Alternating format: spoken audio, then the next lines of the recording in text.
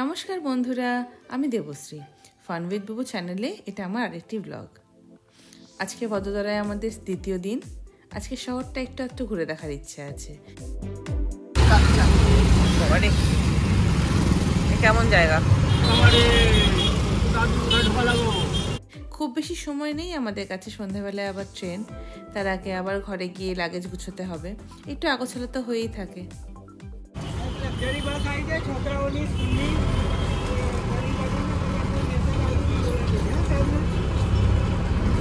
দাদু আমাদের কিছু বোঝানোর চেষ্টা করলো, কিন্তু আমরা সেটা কিছুই বুঝতে পারলাম না। যাই হোক, আমরা এখন প্রথম এসেছি বদোদরার famous Lakshmi Vilas palace. Actually এটা দেখার জন্য আমাদের বদোদরা আরও একদিন থাকা।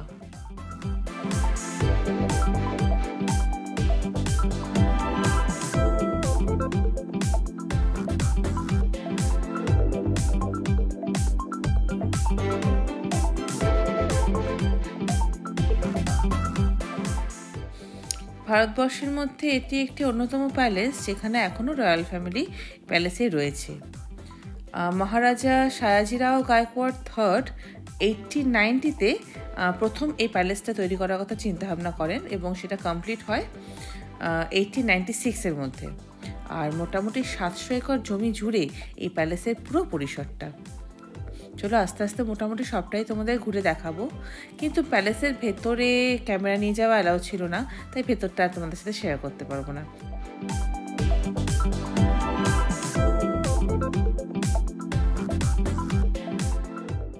এইটা প্যালেসের ফ্রন্ট সাইড। এই সামনে দেখো একটা বিয়ে বাড়ির জন্য ডেকোরেশন হচ্ছে। বোধহয় এখানে বিয়ে বাড়ির জন্য মাঠটা ভাড়া দেওয়া হয়। তবে এখানে যারা বিয়ের অ্যারেঞ্জমেন্ট করবে তারা নিজেরাও মহারাজাদের থেকে কম কিছু হবে না নিশ্চয়ই। দূরের পুরো মাঠটাই মনে হচ্ছে গলফ কোর্স। যাই হোক, দূরে বাগানও আছে। ভিজিটারদের জন্য ওদিকটা যাওয়া অ্যালাউ নেই। এবারে ভেতরে যাব। ভেতরে প্রত্যেককে একটা করে অডিও ডিভাইস দিচ্ছে, যার মধ্যে ভেতরে পুরো মিউজিয়াম এবং কখন কোন দিকে যেতে হবে তার পুরো ডিটেলস রয়েছে, এবং প্রতিটা জিনিসেরও ডিটেলস রয়েছে, কোনটা কোন সময় কার ব্যবহৃত। ভেতরটা বেশ সুন্দর, অন্যরকম, বেশ সুন্দর সুসজ্জিত। আর এটা পুরো প্যালেসটা সত্যি অদ্ভুত সুন্দর প্যালেস। প্রায় 200 বছরের পুরনো এই প্যালেসটা। এটার ডিজাইন কিন্তু ব্রিটিশ আমলেই হয়েছে, ব্রিটিশদের দ্বারাই হয়েছে। বদোদরা রয়্যাল ফ্যামিলি এখনও এই প্যালেসের মধ্যেই থাকে।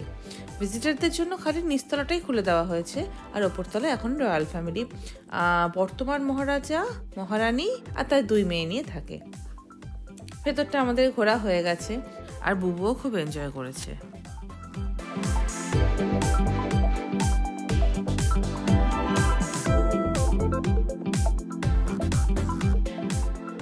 এখানে কিন্তু ঠান্ডা একদম বেশি নেই, একদম হালকা ঠান্ডা, ওই মোটা একটা কাপড় পরলেই হবে।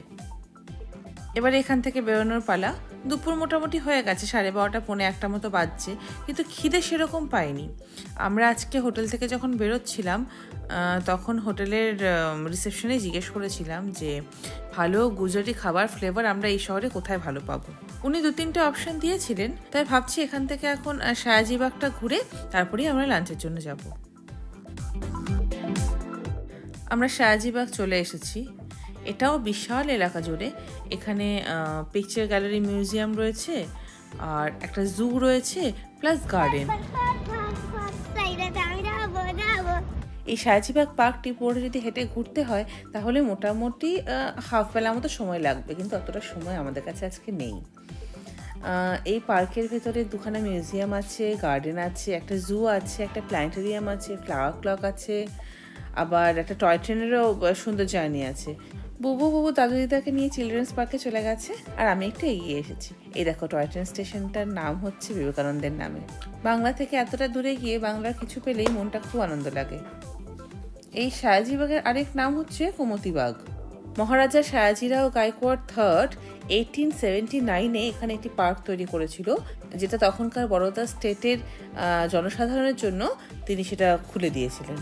আর তখন এই গ্রামটির নাম ছিল কামতিপুরা, সেখান থেকে কমতিবাগ নামটাই হয়েছে। বিশ্বামিত্র নদীর তীরে এই পার্কটা তৈরি হয়েছিল। চলো, ট্রেন চলে এসেছে, আমাদের টিকিট কাটা হয়ে গেছে। এবার ট্রেনের একটা খুব সুন্দর রাইড নেব। এই ট্রেনটা পুরো পার্কটা মোটামুটি ঘুরিয়ে দেবে, যেটা পায়ে হেঁটে হাঁটতে হবে না। আর জুয়েরও একটা পোর্শন এই ট্রেন থেকে দেখা যাবে। তো আলাদা করে আমরা আজকে আর জুতেও যাবো না, কারণ আমাদের সময়টা আজকে অনেকটাই কম। এই মুহূর্তে প্ল্যানেটেরিয়াম বন্ধ। মিউজিয়ামটা খুবই ইম্পর্টেন্ট, খুব সুন্দর মিউজিয়াম ছিল, এবং এই মিউজিয়ামটি ভারতবর্ষের মধ্যে একটি অন্যতম বিখ্যাত মিউজিয়াম, কিন্তু মিউজিয়ামটাও আজকে আমাদের যাওয়া হবে না।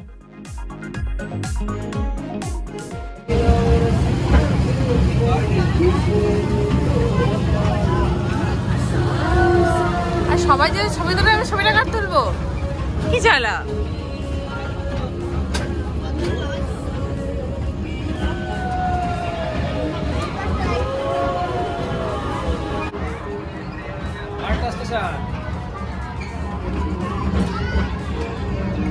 টাটা করে দাও, টাটা করে দাও।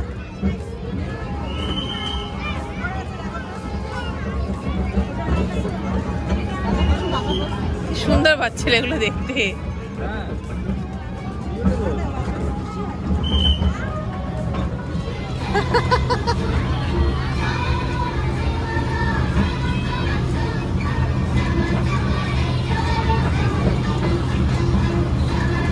ও মা, দেখ রুটি রান্না হচ্ছে, কত বড় রুটি রান্না হচ্ছে দেখ।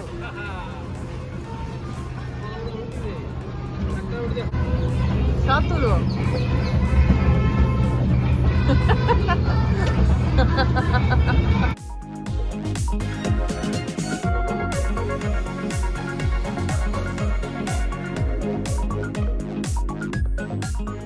সারাদিন সময় কাটানোর মতো খুব সুন্দর একটা জায়গা, এবং শীতকালে তো এই সমস্ত পার্কগুলো আরও বেশি উপভোগী হয়ে ওঠে। প্রচুর লোকজন, প্রচুর স্কুল থেকে ছাত্রছাত্রীরা এসছে এখানে পিকনিক করার জন্য।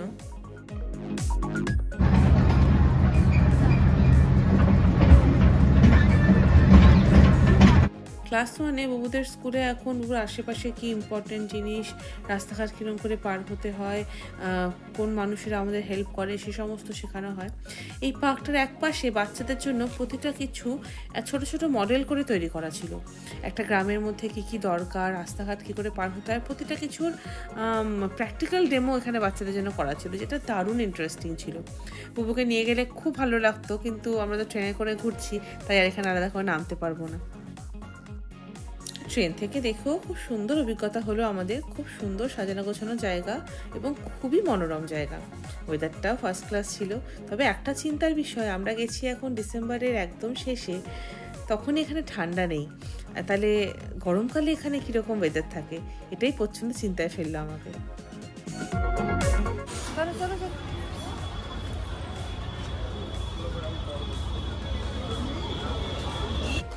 তারপরে কিছু সুন্দর ছবি তোলার পরে আমরা এখান থেকে বেরিয়ে গেলাম।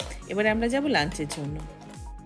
লাঞ্চের জন্য যে দোকানের কথাটি বলেছিল, সেই নামটি বলতেই আমাদের অটোওয়ালা নিয়ে গেল, কিন্তু সেই নামটা না আমি একদম ভুলে গেছি। ওখানে গিয়ে খাওয়া দাওয়া দেখে একটু অসন্তুষ্ট হয়েছিলাম, কিন্তু খাবারটা খেয়ে আর কিছু বলার ছিল না, কারণ দারুণ ছিল। মানে অরিজিনাল গুজরাটের স্বাদ আমরা এই হোটেলে পেয়েছি। বাইরে থেকে দেখে বোঝার উপায় ছিল না যে ভেতরে ওখানে অত বড় একটা হোটেল রয়েছে। ভেতরে গিয়ে বুঝতে পারলাম যে কতটা ব্যস্ত একটা হোটেল, এবং আমরা তো খেয়ে বেরিয়ে এসেছি তখন বোধহয় 2, 2:30, 3টে বাজছে, তারপরেও কত লোক ঢুকছে। যাই হোক, এখানে খাওয়া দাওয়ার অভিজ্ঞতা আমাদের বেশ সুন্দর ছিল। ওখান থেকে বেরিয়ে আমরা একটু গিয়েছিলাম লোকাল বদোদরা মার্কেটে। তবে যে মার্কেটটা আমাদের অটোওয়ালা নিয়ে গিয়েছিল, সেখানে সেরকম কিছু ইন্টারেস্টিং বা স্পেশাল কিছু ছিল না, তো সেখান থেকে কিছু কেনাকাটা আমরা করতে পারিনি। আর সেখান থেকে চলে গেছি ঘরে গিয়ে লাগেজপত্র গুটিয়ে একদম স্টেশনে। সৌরাষ্ট্র জনতা এক্সপ্রেসে আজকে আমরা যাব বদোদরা থেকে ভেরাবল। ওভারনাইট জার্নি, ট্রেনে ঘুম, কালকে আবার সারাদিন ভেরাবলটা ঘোরা হবে। এই দেখো দোতলা ট্রেন, আমার দেখা এই প্রথম দোতলা ট্রেন। ডাবল ডেকার এক্সপ্রেস লেখা আছে। যাই হোক, দেখে খুব ভালো লাগলো, আর মনে হলো আগে জানলে এরকম কোনো ট্রেনে টিকিট কাটা যেত। যাই হোক, আজকে ভিডিওটা তাহলে এখানেই শেষ করছি। আবার তোমাদের সাথে পরের জার্নি পরের ভিডিওতে শেয়ার করব। সবাই ভালো থেকো, সুস্থ থেকো, সাবধানে থেকো। সকলকে টাটা।